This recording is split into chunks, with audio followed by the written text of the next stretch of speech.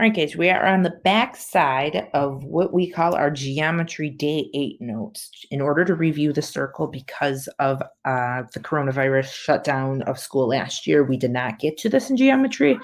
And it is super important in Algebra 2, and even more important when you start talking about conic sections in pre-calculus. Okay.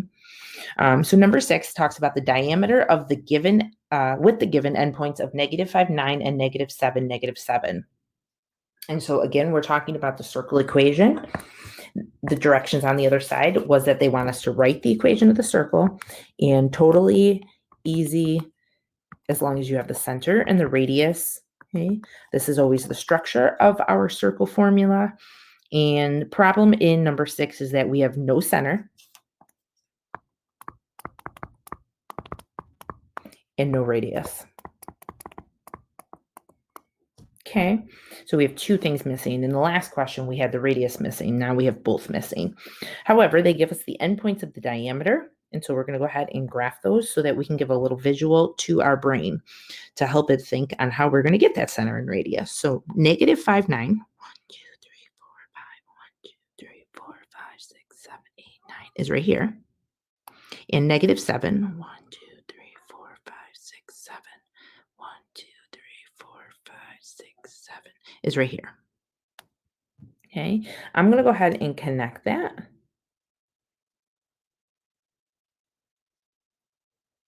And that right there is the diameter of my circle. So now I'm going to go ahead and graph what I think would be the rest of the circle. Oops, I kind of missed there. Let me try that again.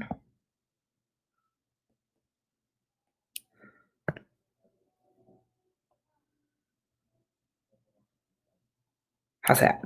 All right, hopefully that gives you a good visual. So what we're going to realize is that our center is somewhere around here probably.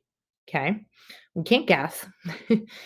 We have to think about how would you find that? And remember that these are notes from geometry. So if you have a line segment and you're looking for the center of your circle, it's going to be the midpoint of your diameter. All right. And hopefully last year you guys maybe remember the midpoint formula. It's actually not bad. It's the average of your x's divided by 2 and the average of your y's divided by 2. I'm not quite sure if we got to that or not. It's hard to remember a whole year ago now. But midpoint, what do you do? Add them together and divide by 2. Okay, so you add your x's together and you divide by 2. And you add your y's together and you divide by 2. And the x's always go first because remember that it's a point, and in a point, the x coordinate always comes first. So if I take my x coordinates, which are -5 and -7, and I add them together and I divide by 2, I'm going to end up with -12 on top. Remember, clean up the top, then divide. All right, your bottom's already clean. So you get -12 divided by 2, which is -6. Okay, and then you take your y coordinates and you average them. Okay, an average will find you the middle, and that's exactly what we want because we want the midpoint. So our y coordinates are 9 and -7, and we're going to add them together, and we're going to divide by 2 to average them, and 9 plus -7 is a 2, and 2 divided by 2 is a 1. And now we have our center. Ta-da! Okay, so now that we have the center, we can go ahead and write the first part of our equation because the x coordinate is a -6. Remember that then parentheses up here would be an x minus a -6, which is actually x plus 6. And with the y, we would have y minus 1, and so that'll stay. All right, so I'm going to go ahead and graph -6, 1. 1, 2, 3, 4, 5, 6, 1 right here. So I was a little off with my line there. If I used a straight edge, it would be a little bit neater. All right, but there is the center of my circle. And now what I'm going to do is I'm going to go find the radius. Okay, and with the radius, we could use something called the distance formula, which again is another formula we have to remember from geometry. Or we're going to make it a little bit easier because instead of the distance formula to remember, it's easier to remember the Pythagorean theorem. Okay, and so what we're going to do is we're going to make a right triangle. Hopefully you guys see my right triangle there. Okay, and you see that this right here is my radius. But that radius is actually the hypotenuse of that little green right triangle that I made there. Okay, and so we can think a squared plus b squared equals c squared. Okay, and that down here from my center over and straight down from the point on there on my circle, that has a length of 1, and that is one of the legs of my right triangle. Okay? And if I count my other leg of my right triangle, that's 1, 2, 3, 4, 5, 6, 7, 8. Okay? And now I can go ahead and finish off my Pythagorean theorem and solve for my C, which is my hypotenuse, which is really the radius in my picture. So a real throwback from geometry. But 1 squared plus 8 squared is 65. Okay? And that's equal to C squared. In order to solve for C, we're going to take the square root, and we end up with 65 not being perfect. So we're going to leave it as the square root of 65. And so remember, C stands for your hypotenuse, and your hypotenuse in this picture is really your radius. And so your radius ends up being an ugly decimal, irrational, square root of 65, okay? But the cool thing is when we go back and we throw it into our formula, remember that we square it, and that the square root and a square are opposites of each other, and we just end up with 65, okay? And so no matter how ugly our radius is, we prefer if it's nice, but if it is ugly, it's okay, because when you square it, it's a nice number, okay? Because the square root and the square cancel each other out. And now we have the equation of our circle.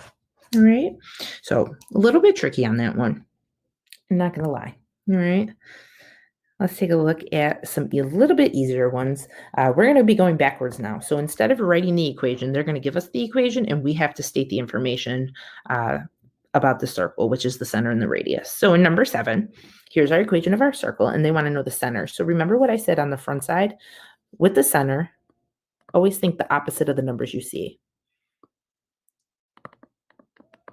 And that stems from the equation of the circle having those minuses built into the formula, okay? And so I see a -4 and a -2, but my center is really +4, +2. Okay? Because this right here is all from the formula. Therefore, that is my x-coordinate. This here is from the formula. Therefore, that's my y-coordinate. Okay? With the radius, you have to remember, guys, that this is your radius squared. And so you have to square root it just to get your radius. All right? And when you square root 196, you end up with 14. Okay? All right, number 8. So again, remember, guys, that this was actually a minus a -19. All right? And so that it's that -19 that's part of your center. All right, so if you just remember opposite of the numbers. Notice here there's no number group with the y, and therefore you take it as a 0. Hopefully you remember that from the front side. Okay, and then we end up with our radius, and remember that this number after the equal sign represents your radius squared, so you're going to have to square root it so that you have r, and the square root of 1 is actually 1. Okay, number 9. Notice no number group, and therefore your center is at 0, 0. Okay, your radius, well, 94 represents your radius squared, and therefore we're going to have to square root it. And 94 is not perfect, so we're going to leave it as the square root of 94 instead of an ugly decimal. Okay. All right, we have one last one. And down here it says solve graphically for the intersection of y minus x equals -4 and x squared plus y plus 2 all squared equals 4. So what we have is we have two equations, and they are different. Okay. We have to realize that in this one, nothing's squared. Okay. And therefore, that's going to give us the graph of a line. However, lines need to be in y equals form, and this one is not. So we have one thing to move. All we're going to do is add that x, and we're going to end up with y equals positive x minus 4. And now I can tell you the two parts of my line.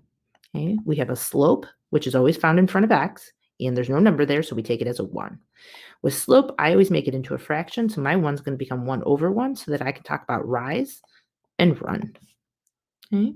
My b is a number by itself down there, which is a -4 or a -4. And b is where I begin when I graph. And so I'm going to go ahead and start graphing at -4 on the y-axis for my y-intercept, and then use my slope, which is 1 or up 1 over 1, to get a few more points so that I can go ahead and connect them and have a nice straight line.